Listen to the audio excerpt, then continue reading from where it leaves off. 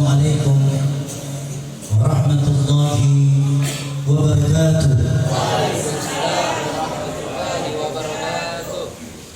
Innal hamdalillah nahmaduhu wa nasta'in ala umuri dunya wad din. Allahumma shalli wa sallim ala sayyidina Muhammadin nurika syari wa madadika al-jari wa ma'na fi kulli adwar wa ala alihi wa sahbihi ajma'in. Amma ba'd. Ayyuhal hadirun, jamaah salat tarawih yang insyaallah diberkahi oleh Allah Subhanahu wa taala. Di malam hari ini Allah kembali memanggil kita semua dalam melaksanakan salat tarawih dan witir secara berjamaah. Semoga di malam ke-6 puasa kita di hari ini Allah beri kita kembali kesehatan, kekuatan, keberkahan guna melaksanakan ibadah puasa sebulan penuh, dan semoga kita semua tergolong dari orang-orang yang beriman dan bertakwa di sisi Allah Subhanahu wa taala. Puji syukur kita selalu memanjatkan kehadiran Allah Subhanahu wa taala. Salawat dan salam kita aturkan dan kita kirimkan kepada junjungan kita Nabi Muhammad sallallahu alaihi wasallam, keluarga, sahabat serta para pengikut-pengikutnya. Alhamdulillah, pada kesempatan malam ke-6 puasa kita, saya akan mengangkat satu tema di mana Ramadan adalah bulan Al-Qur'an. Ramadan adalah bulannya Al-Qur'an. Berkata atau bersabda Nabi Muhammad sallallahu alaihi wasallam, afdalul ibadati ummatil qiraatul Qur'an. Nabi berkata, sebaik-baik ibadah umatku adalah yang senantiasa membaca Al-Qur'an. Jadi sebaik-baik dari umatku, kata Nabi, adalah umat yang senantiasa membaca Al-Qur'an. Dialah yang sebaik-baiknya dari semua umatku, kata Nabi. Beliau juga sallallahu alaihi wasallam bersabda, barang siapa yang membaca Al-Qur'an yang sebenar-benarnya, lalu dia melangkah naik menuju derajat kenabian, dia disebut umat kenabian yang kedua di dalam sabda Nabi. Hanya saja bedanya Nabi dengan kita, Nabi mendapat wahyu, kita menjalankan wahyu. Kalau Nabi mendapatkan wahyu dari Allah, tugas umat dari Nabi bukan mendapatkan wahyu, tapi melainkan menjalankan wahyu dari Nabi Muhammad sallallahu alaihi wasallam. Wahyu yang dimana dikatakan oleh Allah Subhanahu wa taala adalah perintah Tuhan. Wahai Nabiku, sampaikanlah wahyu ini kepada umatmu. Setelah dia mendengar wahyu darimu, maka suruhlah dia mengerjakan wahyu itu sebaik-baiknya.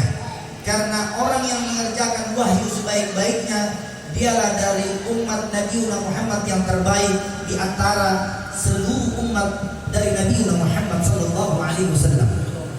Di dalam salah satu hadis lagi, sesungguhnya Allah mempunyai keluarga. Allah punya keluarga.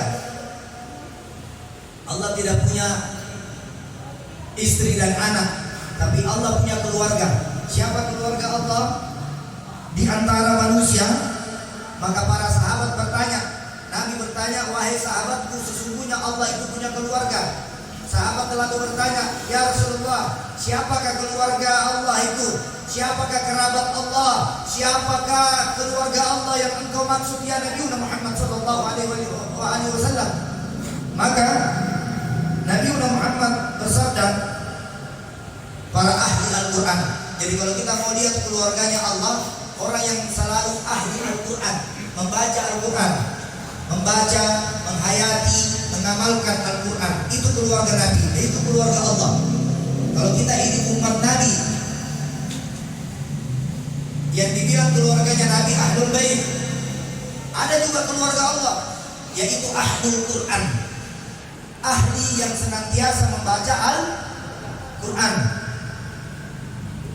dan hamba yang diberikan kekhususan untuk menjadi keluarga Allah, maka bacalah Quran. Ayo, cara jalan kita pakai Al-Quran, cara bicara kita pakai Al-Quran. Bagaimana Al-Quran mengajarkan kita tentang berbicara yang baik, bagaimana Al-Quran telah menyuruh kita untuk berbuat baik kepada saudara-saudara kita, bagaimana Al-Quran mengajarkan kita tentang sholat yang baik, bagaimana Al-Quran telah mengajarkan kita sholat yang sesuai dengan syariat, bagaimana Al-Quran telah mengajarkan kita tentang doa dan zikir, bagaimana Al-Quran mengajarkan kita supaya kita bisa menjadi orang-orang beriman yang selamat di dunia dan juga selamat di akhirat. Al-Quran juga telah mengajarkan kita untuk berbuat baik. Al-Quran juga melarang kita untuk iri dan dengki. Al-Quran juga telah mengajarkan kita untuk tidak sombong di muka bumi ini. Al-Quran juga telah mengajarkan kita untuk senantiasa membantu saudara-saudara kita yang tidak mampu. Al-Quran juga telah menata keluarga kita. Al-Quran juga menata politik kita. Seluruh isi Al-Quran adalah tempat sirahnya perjalanan yang dibawa oleh Nabi Muhammad sallallahu alaihi wasallam. Jemaah tarawih yang dimuliakan oleh Allah, sebagai kesimpulan, ayo mulai sekarang dan hari-hari berikutnya jangan abaikan Al-Quran kita. Ayo, yang punya Al-Quran buka Al-Qurannya, baca Qurannya. Hanya di bulan suci Ramadan, setelah bulan suci Ramadan baca lagi Al-Quran. Al-Quran itu adalah baju kita, perisai kita. Kalau seandainya para sahabat telah mengikuti Nabi Muhammad pada saat perang Badar, perang Uhud, Nabi Muhammad punya baju besi, yang dimana baju besi itu menghalangi panah, menghalangi batu, menghalangi semua benda yang akan menimpa badan dari Nabi Muhammad. Tetapi perisai manusia, penjaga manusia, baju manusia yang terbaik adalah senantiasa hidupnya diisi dengan bacaan Al-Quran. Siapa yang menjadikan Al-Quran sebagai obat, maka insya Allah Al-Quran itu akan menjadi obat untuk menyembuhkan penyakitnya. Siapa yang ingin menjadikan Al-Quran sebagai sarana untuk memperbaiki rumah tangganya, maka insya Allah rumah tangganya juga diberikan syamawah oleh Allah, yaitu sakinah, mawaddah, warahmah. Siapa yang menjadikan Al-Quran sebagai bacaannya dikala dia berdiri, dikala dia duduk dan berbaring, maka itu juga akan menjadi perisai nanti di yaumil akhirat nanti. Siapa yang senantiasa membawa Al-Quran, membaca Al-Quran, menerjemah Al-Quran, meneliti Al-Quran, menghayati Al-Quran, maka Al-Quranlah nanti yang akan menjadi sebab musbab yang kita bawa nanti di pintu Ar-Rayhan. Pintu Ar-Rayhan hanya orang-orang yang puasa berhak memasuki. Siapa yang berhak? Yang berhak itu adalah keluarga Allah. Siapa keluarga Allah? Yaitu orang-orang yang senantiasa di bulan suci Ramadan, setelah bulan suci Ramadan dia menjadikan Al-Quran sebagai pedomannya, sebagai bacaannya, sebagai rujukannya. Dia jadikan Al-Quran sebagai sarana untuk memperbaiki yang tidak baik menjadi baik.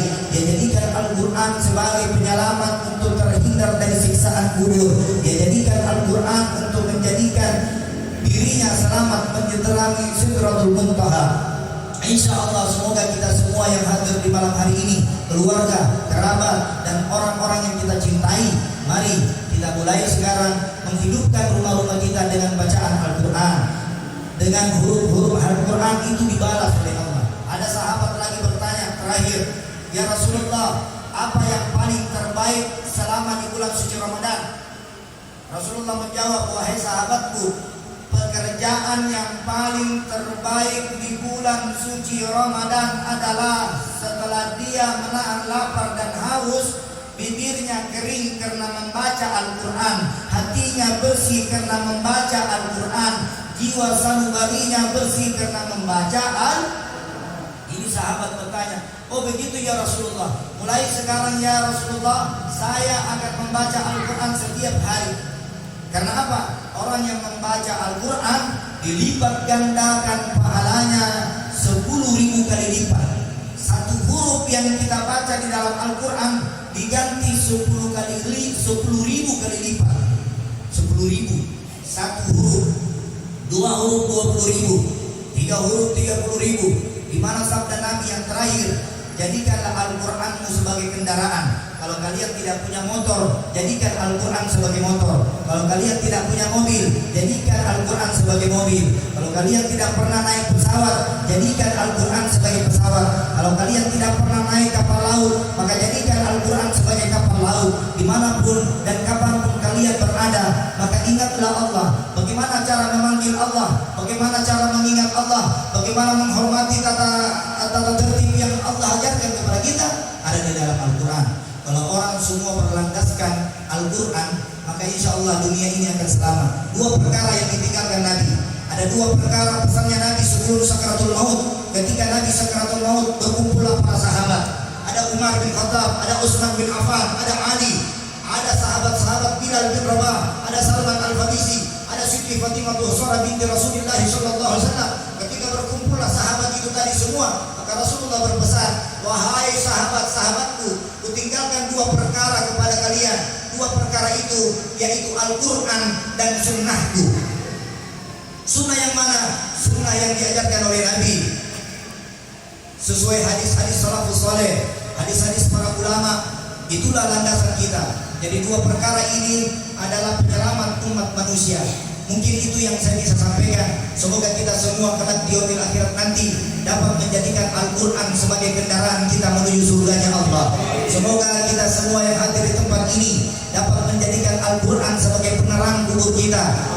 Semoga kita semua yang hadir di tempat ini, insya Allah jadikan Al-Quran itu sebagai penyelamat kita dunia sampai akhirat. Wabillahi taufiq wal hidayah. Wassalamualaikum warahmatullahi wabarakatuh. Marhaban bika ya Ramadan. Salatu